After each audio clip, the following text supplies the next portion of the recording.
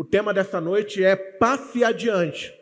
Nós vamos focar no capítulo 2 de 2 Timóteo, que é um capítulo onde Paulo está instruindo Timóteo a transmitir aquilo que ele havia recebido. Então vamos ler o texto. Vamos fazer uma leitura alternada. Eu vou ler o primeiro slide, vocês leem o segundo, e até o final, o verso 13 é o último verso que nós vamos ler. A palavra do Senhor diz assim: portanto, você, meu filho, fortifique-se na graça que há em Cristo Jesus. As palavras que me ouviu dizer na presença de muitas testemunhas,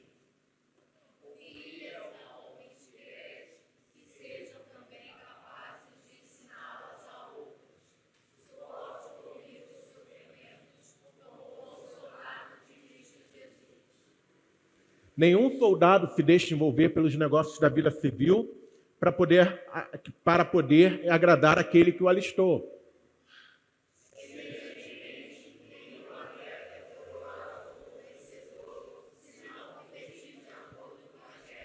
O lavrador que trabalha arduamente deve ser o primeiro a participar dos frutos da colheita. Olha, eu interrompi vocês. Vamos lá, leiam vocês.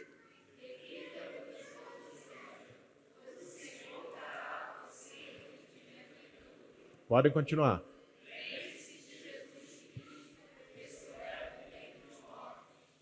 Descendente de Davi, conforme o meu evangelho, pelo qual sofro a ponto de estar preso como criminoso.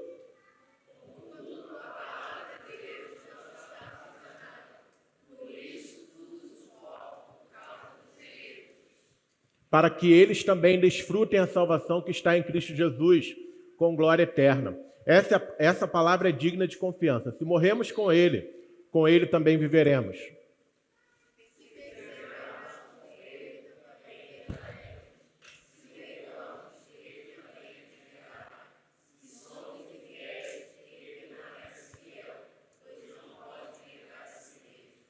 Amém. Que o Senhor nos abençoe com a leitura da sua palavra. Bom, vamos começar a reflexão dessa noite falando sobre o poder de um legado, né? Todos nós, de alguma maneira, nós vamos deixar um legado. Assim como nos deixaram legados aqueles que se foram antes de nós, né? Bem ou mal, as pessoas que passaram pela sua vida, que foram próximas de você, seja um avô, uma avó, um tio, uma tia, o pai ou a mãe, que já se foram, eles deixaram algumas marcas na sua vida, nas nossas vidas. E essas marcas nós também vamos deixar na vida de outras pessoas. Um legado que pode ser positivo ou pode ser negativo. Por exemplo, tem gente que vai receber, falando já financeiramente, tem gente que vai herdar uma herança, e aí vai poder comprar uma casa. Tem gente que vai herdar dívida, e aí vai ter que pagar uma casa. Então, o fato é que, assim como nos deixaram algo na nossa vida, aqueles que se foram antes de nós também deixaremos algo para as pessoas que vão ficar quando nós formos. Não tem escapatória. Nós vamos deixar alguma coisa, um nome, uma história, um conhecimento, enfim, vamos deixar algo para trás. E nesse contexto a gente vai percebendo que o tempo vai passando, a gente tem 15 anos, sei lá, a gente tem 3 anos ali, 2 anos, daqui a pouco a gente tem 10, tem 15, dos 15 você pula para os 30 já, parece que tem um salto aí.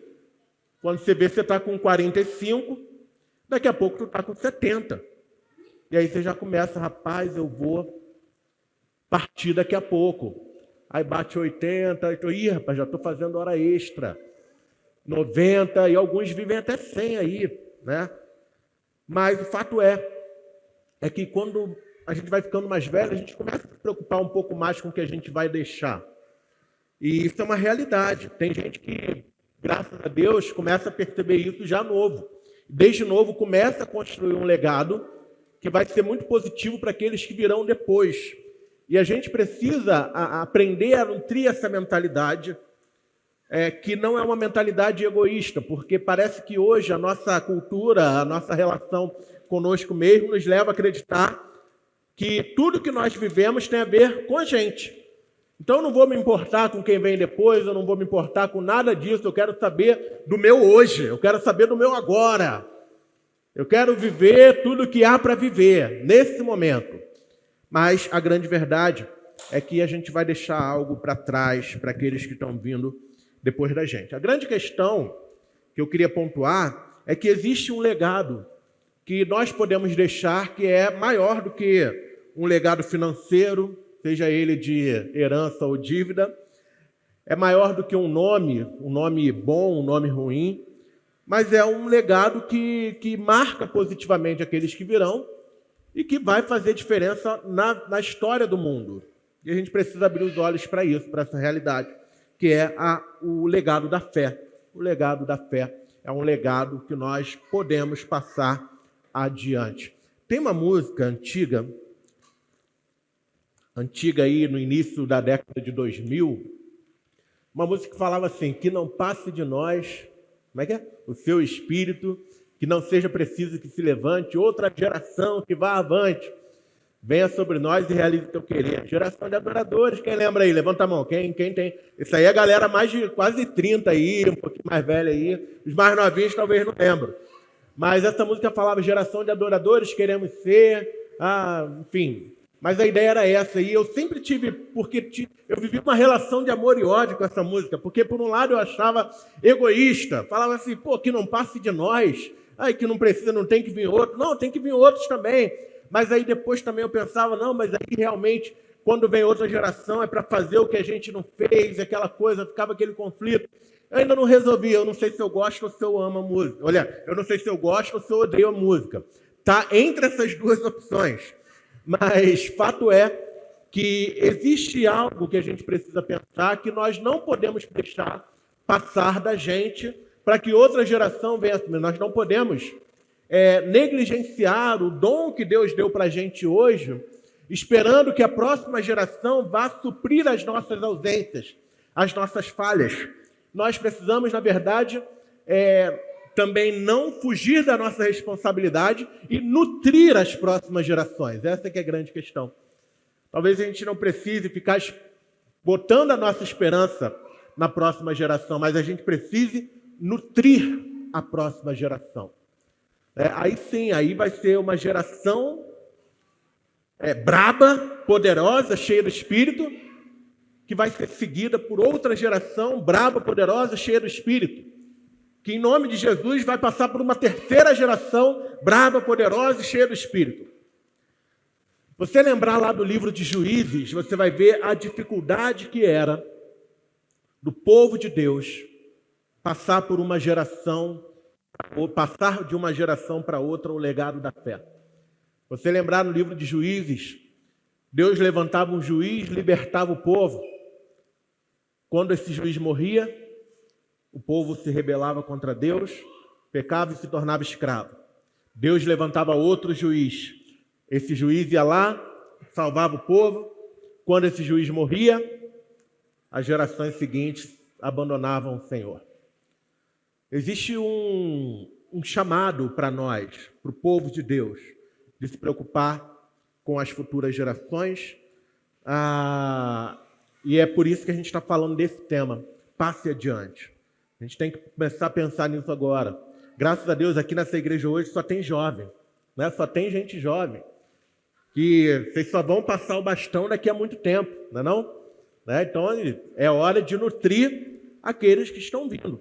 Tá? A fé cristã, o que nós cremos, não pode ser tratado como um bem pessoal, algo que guardamos somente para nós. Ela é como se fosse, usando a imagem que Paulo usa aqui do atleta, é como se fosse essa tocha. Né? Você pega a Olimpíada lá, a tocha olímpica com aquela chama, você vai passando adiante para ela percorrer todos os lugares. A nossa fé ela não pode ser algo guardado para o íntimo da nossa vida privada. Ela precisa ser manifesta. Por isso que Jesus fala que nós somos sal da terra e luz do mundo. Porque em nenhum momento é a intenção de Jesus que eu e você guardemos essa fé escondida para nós dentro do nosso peito, enquanto as outras pessoas estão sem conhecer.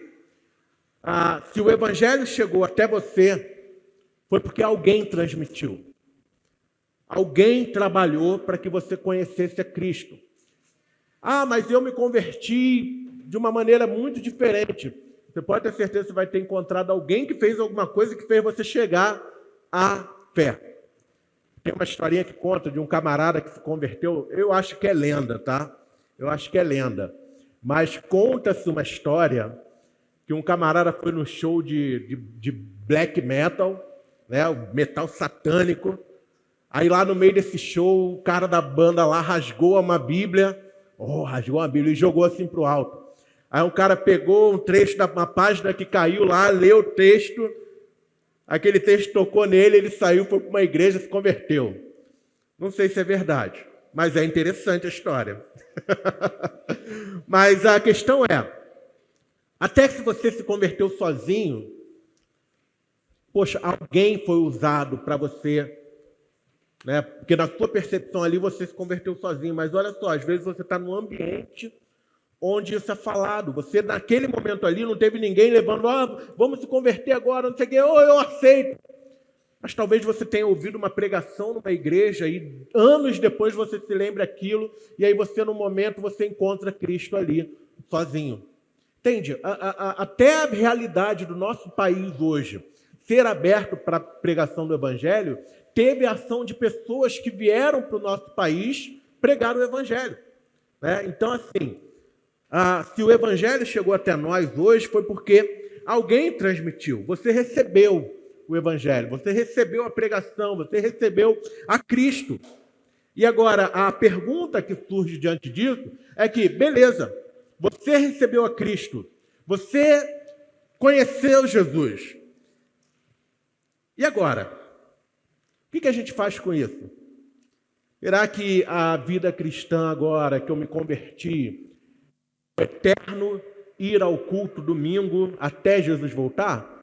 É isso também, tá? Então, até que Jesus volte, a gente vai continuar servindo na igreja e tal. Mas a grande questão, o grande ponto que a gente precisa pensar é que nós estamos, à medida que a gente se envolve com Cristo, nós começamos a fazer parte de uma história mundial de longo prazo.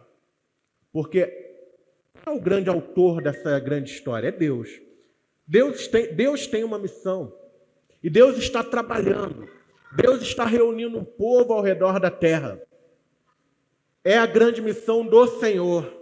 Ele está redimindo o seu povo. Mas Ele chama aqueles que caminham com Ele, os seus filhos, os seus discípulos, a fazerem parte desse movimento. Então você agora não é mais alguém que simplesmente recebeu uma passagem para ir para o céu. Glória a Deus que você vai para o céu. Vai ser muito bom encontrar você lá. A gente jogar baralho no paraíso. Sueca. Né? Não, o pessoal acha que o céu é anjinho tocando harpa. Sei não. No céu vai ter trabalho, vai ter diversão, vai ter alegria, vai ter riso, vai ter felicidade. Né? A doença, né? A gente não vai ser alminha. A gente viu muito aquela novela A Viagem, lembra?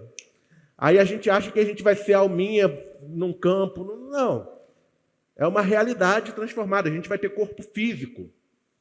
A gente vai ter corpo físico transformado. Mas, beleza, nós ganhamos a salvação. Mas também fomos comissionados a dar continuidade a esse propósito de Deus. Tá? Quando a gente olha para esse texto, o legado de Paulo a Timóteo é apresentado aqui. Paulo ele está instruindo Timóteo numa série de questões para que Timóteo pastoreie aquela igreja. Paulo sabe que a sua jornada está chegando ao fim. Ele já falou, eu já estou sendo oferecido por libação, eu vou morrer. O tempo já está acabando aqui. Mas agora você vai adiante, você leva a palavra adiante. E aí, nesse contexto, eu queria apresentar para vocês o que esse capítulo, do verso 1 ao 13, está mostrando. O que Paulo está ensinando a Timóteo aqui. E depois, para uma segunda sessão desse sermão, eu quero trabalhar 3 aspectos práticos com vocês de como a gente vai passar esse legado adiante. Falando de família, falando de amigos e falando da missão como igreja. Tá bom? Então, vamos lá.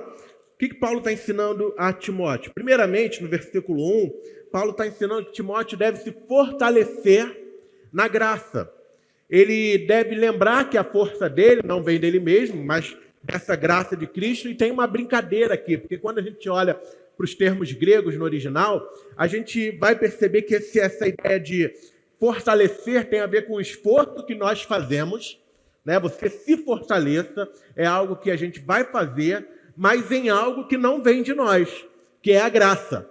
Né? Então, é uma coisa que só Deus pode nos dar, que é essa graça, e que nós nos fortalecemos nisso. Então, a ideia não é que eu vou me fortalecer no meu caráter, eu vou me fortalecer no meu vigor físico, eu vou me fortalecer no dom que Deus me deu, na vida que Deus me deu. Então, não é só uma questão, é importante a saúde, é importante isso, é importante você ter um caráter, é importante você ter tudo isso, mas o que está sendo pontuado aqui para Timóteo, é que ele deve lembrar que os esforços dele para ser uma pessoa melhor, digamos assim, tem que estar atrelado à graça do Senhor. Ninguém vai ser forte sozinho. Ninguém vai se fortalecer sem a presença de Deus. Então, como é que a gente se fortalece? A gente se fortalece na graça. A gente se fortalece percebendo que nada vem de nós e tudo de bom que nós temos vem do Senhor. Eu não me fortaleço naquilo que eu construo. Eu me fortaleço na graça do Senhor que me é dada graciosamente, de modo gracioso. Então, há essa brincadeira aqui, digamos assim, né? Fortaleça-se naquilo que Deus te deu. E o que Deus te deu? Deus te deu vida em abundância. Deus te amou quando você era um pecador miserável. Deus te deu vida e deu graça. Agora você deve se fortalecer nisso. Então, o fortalecimento tem a ver com Jesus, tem a ver com você fortalecer os seus laços, o seu relacionamento com Jesus Cristo. Paulo vai desenvolver depois, ele vai falar que Timóteo deve transmitir a outros homens fiéis aquilo que ele recebeu. É claro que aqui ele está falando num contexto de liderança, de igreja, você vai passar para outras pessoas que vão poder ensinar outras pessoas, mas é exatamente esse ponto que vai chamar a atenção. Paulo já está pensando lá na frente. Ele não está pensando aqui só em Timóteo, ele já está pensando nos que vão ser ensinados pelos que Timóteo está ensinando. Então, assim, é a mesma coisa que eu pegar e falar assim, essa primeira fileira, eu quero instruir vocês a ensinar a segunda fileira, para que a segunda fileira ensine a terceira. Então, é um movimento já, podemos dizer aqui, usando essa palavra, transgeracional. É para passar por gerações. Ou seja, o que a gente aprende, o que a gente recebe de Deus, nós não podemos guardar para esse momento, para essa realidade. Nós precisamos estar sempre pensando em como abençoar aqueles que estão vindo depois da gente. Nós não podemos guardar o Evangelho só para nós. Quem está vindo depois de você? Essa pergunta é boa, né? Mas ele vai falar, e aí Paulo está ensinando ainda que nesse processo Timóteo vai enfrentar dificuldades. Mas aí ele vai lembrar também que o importante é ele estar disposto a se sacrificar, né? A trabalhar. E aí ele usa a figura do militar, a figura do lavrador, a figura do competidor. Todas essas coisas são coisas que exigem esforço físico e disciplina. Então, assim, vai dar trabalho você passar adiante esse legado. Vai dar trabalho. Mas isso é bom, porque no final ele vai falar que, olha, que vocês vão conseguir glória com isso. Vocês vão ser abençoados. Vocês vão contribuir para o desenvolvimento do reino de Deus. O legado da fé, deixar esse legado, vai exigir de nós perseverança e sacrifício. E, por fim, no verso 8 a 13, ele vai falar que o ensinamento que a gente vai encontrar é que esse legado que corretamente transmitido, e corretamente não é falando assim na letra da lei, né? Se a informação correta, mas sim o espírito dessa coisa, o espírito do Evangelho, o Cristo do Evangelho, se passado corretamente, não poderá ser apagado. Não poderá ser apagado. Por isso que nós não devemos abrir mão da fidelidade para alcançar as novas gerações. Sabe, que nem tem gente hoje fazendo. Não, vamos mudar a linguagem, vamos mudar o sentido, porque essa geração hoje não compreende. Pô, nós temos aqui crianças que conseguem compreender facilmente. Você não é tão bom quanto você pensa. Isso qualquer criança pode entender. Você se acha muito bom e você não é tão bom quanto você pensa. Você é um pecadorzinho. Você é um pecadorzinho. Ah, não sou não. Ah, você não faz nada errado não? Não, está mentindo então. Isso aí dá para a gente ensinar para criança. Criança aprende isso, tá? Criança aprende.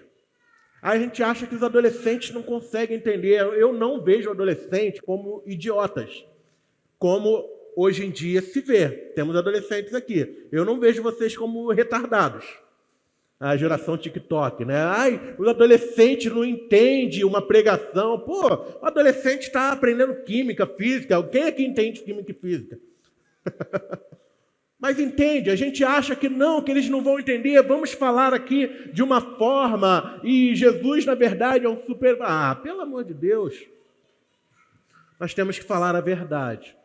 Nós não podemos amaciar. Os adolescentes, as crianças, nascem pecadoras. Nascem condenadas. Essa é a verdade que a Escritura aponta. Todo ser humano está condenado à morte eterna. Todo ser humano está condenado à morte eterna. Essa é a grande verdade das Escrituras. Nenhuma pessoa sequer nesse mundo pode chegar diante de Deus e apresentar: eu sou bom para entrar no paraíso. Eu tenho o que é necessário, ninguém tem. Porque ninguém se compara a Deus. Deus é plena santidade. Deus é tudo o que há de mais puro nesse mundo. E o mínimo pensamento impuro nosso, já é o suficiente para causar uma divisão, uma separação enorme nossa com Deus. É necessário que haja uma reconexão. Reconexão. E Cristo é quem faz essa reconexão entre nós e Deus. Ora, as crianças entendem isso. Os adolescentes entendem isso. Nós não temos necessidade de tentar enganar eles para eles aceitarem Jesus. É simples. Se você aceitar Jesus, você vai ser abençoado. Se você não aceitar Jesus, você vai para o inferno. Essa é a realidade. Simples assim, mas a gente parece que tem medo de passar isso adiante. Mas olha só, vamos lá. O texto continua aqui, nesse sentido, no verso 8 a 13, é que o que vai garantir o sucesso da passagem desse legado não é a criatividade, não é a invenção, não é o pastor se vestir de palhaço para tentar alcançar as próximas gerações. O que garante o sucesso para alcançar as próximas gerações é fidelidade. Porque não se trata do nosso poder de convencimento, se trata do poder do Espírito atuando sobre os crentes. E é no poder do Espírito que a gente leva esse legado adiante. É no poder da palavra de Deus. Então, enquanto a gente acha que a palavra não é suficiente, a gente vai causar estrago para as próximas gerações. Eu estou falando isso porque eu cresci. Eu, Alex, Denis lá antigamente, Andréia. A gente cresceu com muita gente tentando entreter a gente. Muita gente tentando entreter a gente. Olha, infelizmente, quase toda a nossa geração está fora da igreja. Quase toda a nossa geração está fora da igreja. Não quer saber de Jesus, não quer saber de Deus. Muitos dos nossos colegas de juventude e adolescência abandonaram o Senhor. Alguns hoje são até zombadores, no sentido de ir contra, falar contra Deus. Ora, fidelidade é necessário. Bom, a fé cristã, como eu já disse, chegou até nós porque ao longo da história essa instrução foi seguida, que é a instrução de transmitir o que receberam. Transmitir o que receberam. Terminada essa exposição, o que Paulo estava instruindo a Timóteo, eu quero que você tenha isso em mente para esse próximo passo que nós vamos dar agora. Eu quero levar você, a gente aqui, a nossa reflexão, a pensar em como a gente vai transmitir esse legado de modo fiel, ou pelo menos não falando aqui diretamente da questão do conteúdo, mas da nossa vida e dos nossos relacionamentos. E eu separei aqui 3 áreas que nós vamos tratar. A primeira delas é o legado passado pela família. Eu sei que falar de família, às vezes, traz algum incômodo para muita gente, porque, às vezes, é família que não é muito bem estruturada, talvez você tenha pessoas na sua família que não sejam cristãs, talvez você seja o mais novo da sua família e não é aquele que passa o legado. Mas existem algumas instruções gerais que a gente pode pensar aqui que podem fazer sentido para você, né? E algumas específicas que vão fazer sentido em dados contextos. Mas eu quero que você faça o exercício de... Você é uma pessoa pensante, né? Você é uma pessoa com inteligência. Faça esse exercício de pegar esses princípios e adaptar à sua realidade. Porque, bem, todos nós nos relacionamos, né, com pessoas. Bom, vamos falar um pouquinho. O legado passado pela família. A primeira esfera onde transmitimos a fé é esse lar, é o nosso lar. É com quem a gente mora, é a nossa família. Ou talvez até que você não more com a sua família, mas naturalmente esse é o primeiro ambiente.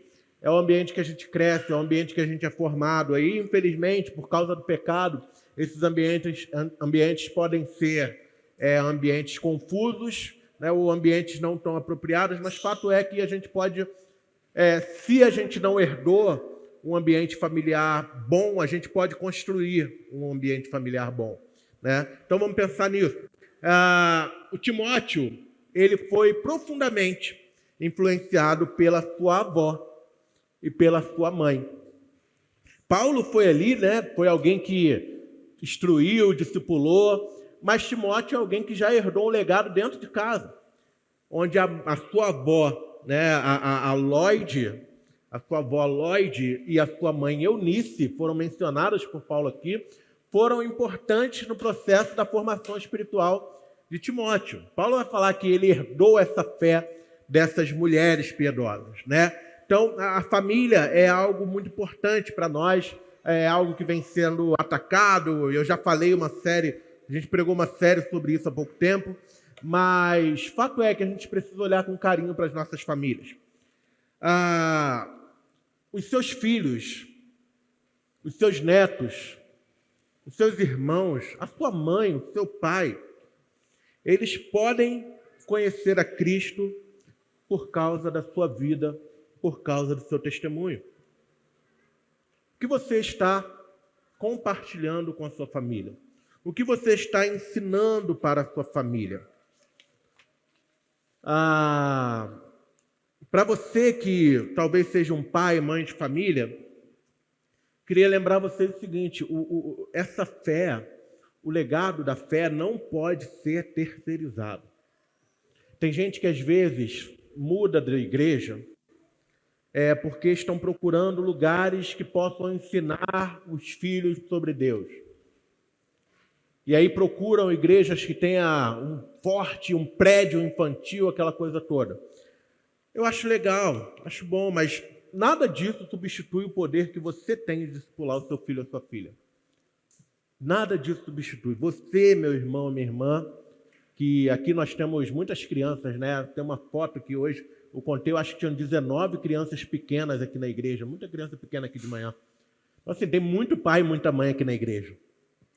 Então, assim, você é a pessoa mais importante para esse papel, de instruir os seus filhos no caminho do Senhor.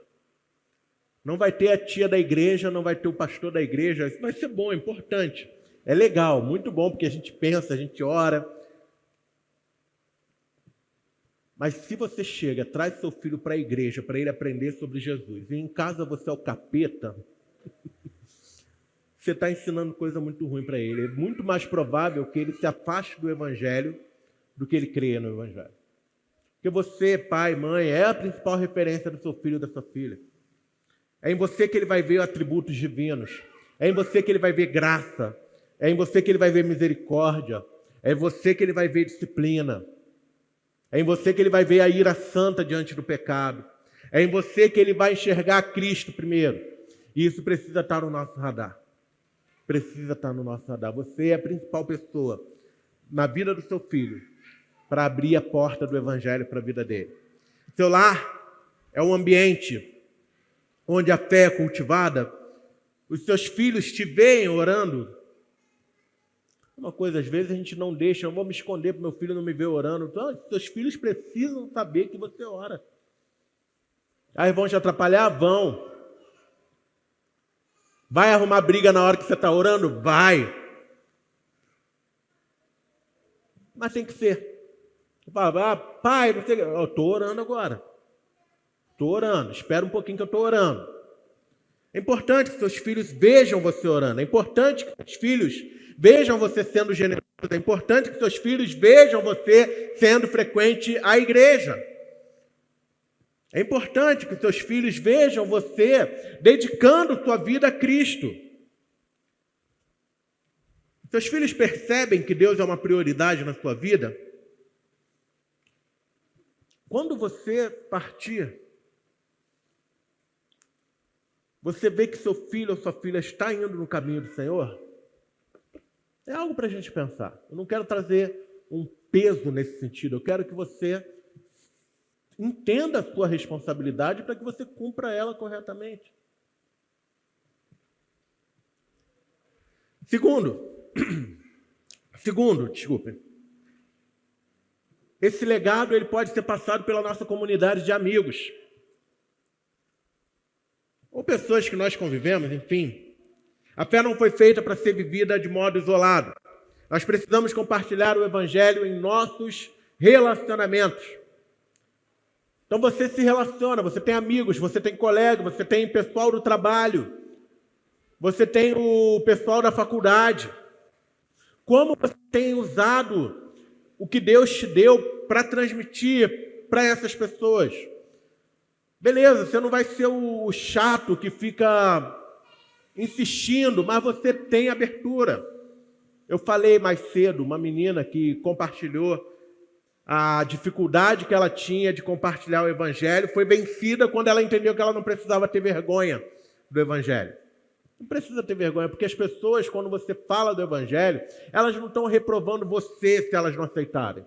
Não se trata de você, o seu papel é falar, é compartilhar. Se elas vão receber ou não, é problema de Jesus com ela. O seu trabalho é compartilhar. Então, muitas vezes, a gente não quer falar de Jesus para as pessoas, porque a gente tem medo da pessoa não aceitar o que a gente falou. Mas não precisa ter esse medo. Se ela não aceitar, o problema é dela. Você compartilha, o seu papel é falar. O seu papel é anunciar. Bem, nós precisamos compartilhar. Quantos amigos seus ainda não conhecem a Cristo? Quantos colegas de trabalho ainda vivem sem direção, sem salvação? E olha, eu vou te falar, às vezes a gente acha que não tem oportunidade, mas se parar para pensar bem, você vai ver quantas vezes você já teve a oportunidade de falar. Você acha que não teve, porque talvez quem esteja fechado para falar é você. Você tem que pensar o seguinte, o mundo está verdadeiramente doente. E você encontrou o remédio. Você encontrou a cura. Faz sentido você não compartilhar essa cura?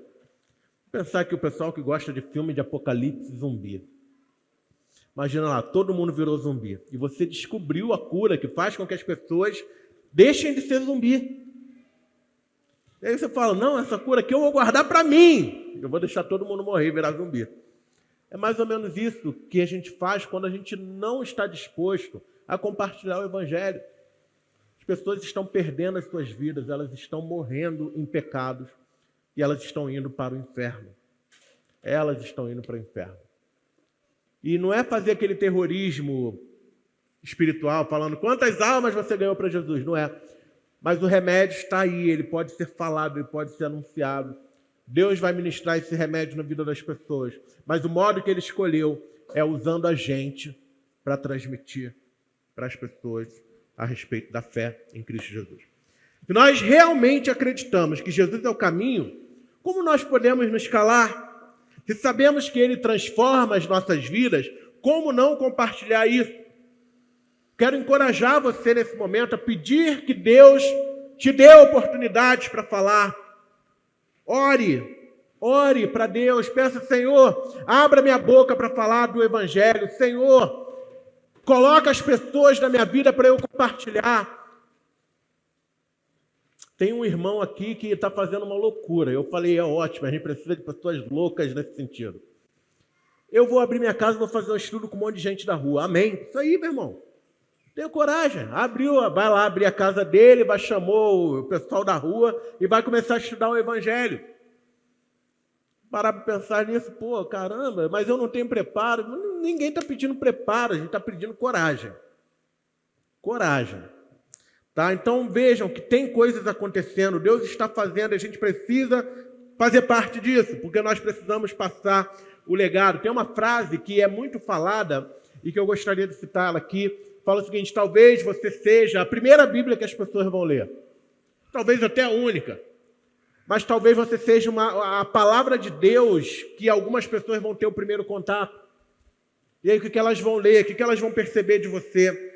E aí você pode, sim, ser sal e luz na vida do seu ciclo de amizade. Então a gente falou, eu passo esse legado por meio da minha família, eu passo esse legado por meio da comunidade de amigos. Mas eu passo também esse legado por meio do investimento nas próximas gerações da igreja. Isso tem a ver com você assumir o seu papel de igreja hoje. Nenhuma igreja dura mais de uma geração se não houver discípulos sendo formados.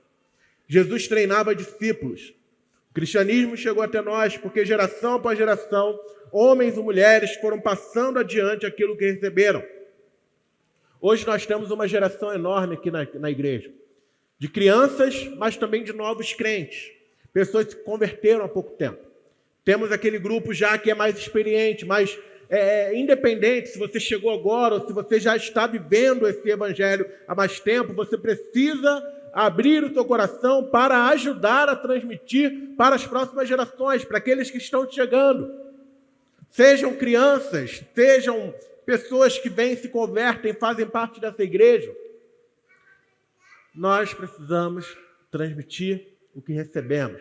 Precisamos transmitir o que recebemos. Eu quero que você saia daqui hoje com isso na sua cabeça, sim, transmitir o que recebi, transmitir o que recebi. Porque assim a gente vai fazer diferença. A gente vai fazer diferença. Talvez você não seja pastor, formado em teologia, porque no fim das contas, vou ser muito sincero para vocês, isso pode não fazer diferença nenhuma. O cara pode ser um pastor que não está nem aí para discipular as próximas gerações. O cara pode ser um pastor, e eu vou ser muito franco agora com vocês, que só está pensando no dinheiro. Porque em alguns contextos, ser pastor dá dinheiro. Às vezes o cara quer um dinheiro. Está nem aí para quem entra, quem sai, quem fica, quem não fica. Então, mas eu não sou pastor, eu não sou teólogo. Tem teólogo que leu 500 livros, mas não compartilhou uma palavra com ninguém. Então não é disso, a questão é se você é crente. E se você é crente, você ama Jesus mais do que tudo nessa vida, você pode compartilhar o Evangelho. Você pode passar a sua fé adiante. Você pode aconselhar os seus irmãos na palavra. Você pode ensinar uma criança a orar. Você pode encorajar um irmão mais novo na fé a caminhar com Cristo. Você pode dedicar os seus dons e talentos nessa comunidade para que outras pessoas sejam alcançadas.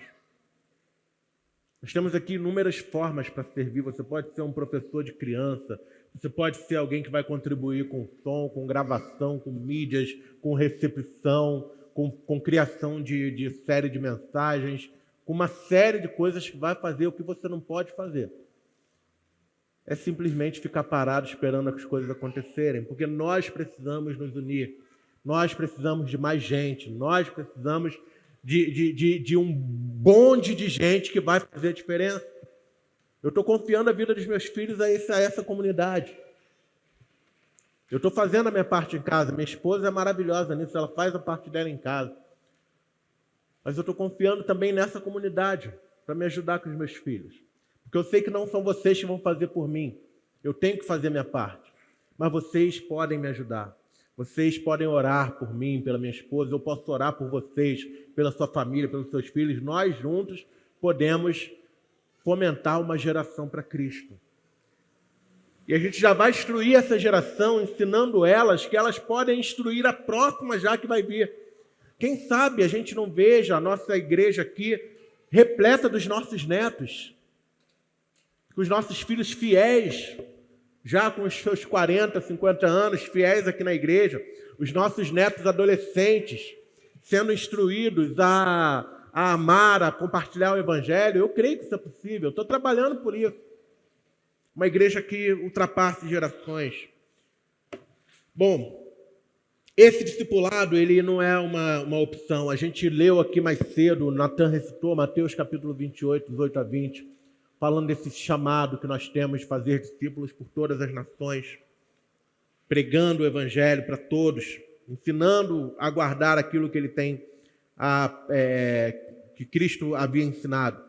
Bom, se nós queremos continuar crescendo na nossa fé, que o Evangelho continue crescendo, nós precisamos nos comprometer a investir em vidas.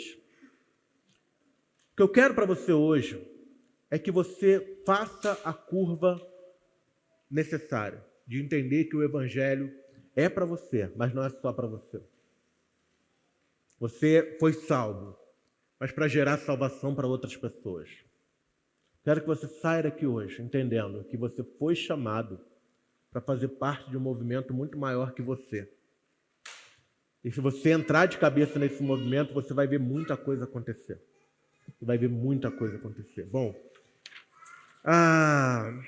eu quero concluir.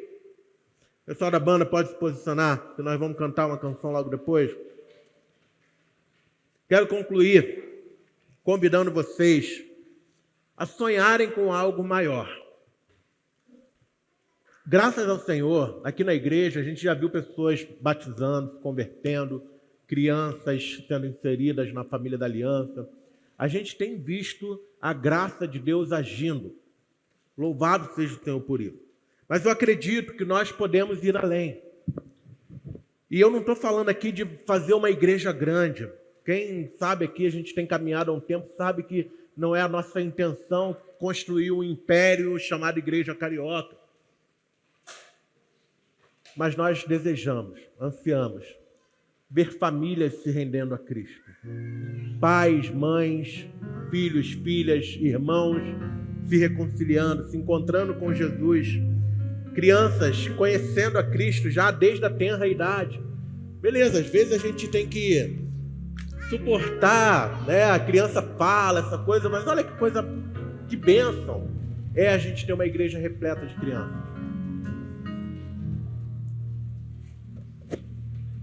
Eu queria convidar você a fazer isso. Imagine famílias inteiras servindo ao Senhor, porque alguém decidiu discipular uma única pessoa, porque alguém compartilhou o Evangelho com uma única pessoa. E a partir desse compartilhamento, várias pessoas chegaram a Cristo. Imagine os seus filhos, os seus netos, quem sabe até os seus bisnetos, não apenas sobrevivendo nesse mundo, mas vivendo para a glória de Deus. Porque você decidiu deixar um legado de fé. Imagine seus amigos sendo transformados, porque você ousou compartilhar Jesus com eles. Imagine a nossa igreja cheia de homens e mulheres que não apenas frequentam cultos, mas que amam o Senhor de verdade, que fazem discípulos, que compartilham o Evangelho. Agora, eu queria dizer para você que esse sonho não está distante, ele está logo aqui. Ele pode ser vivido desde agora. Mas para que isso aconteça, eu e você precisamos nos render completamente a Cristo. A gente precisa se render completamente a Cristo, ao que Cristo quer fazer através das nossas vidas. Às vezes vai ser um pouquinho difícil. Às vezes você vai ter que correr. Às vezes você vai ter que pegar na enxada. Às vezes você vai ter que seguir ordens como um militar. Mas no fim das contas vale a pena. Porque para você vai estar reservada uma coroa de glória. Uma vitória maravilhosa. E você vai experimentar coisas que se você estivesse lutando pela sua própria vida, você não experimentaria. O que é ganhar dinheiro perto de você ver a mão de Deus agindo de forma tremenda? Sério. E quando você vê Deus salvando gente, você percebe que não tem dinheiro que compre aquela coisa. Não tem dinheiro que compre o que Deus faz.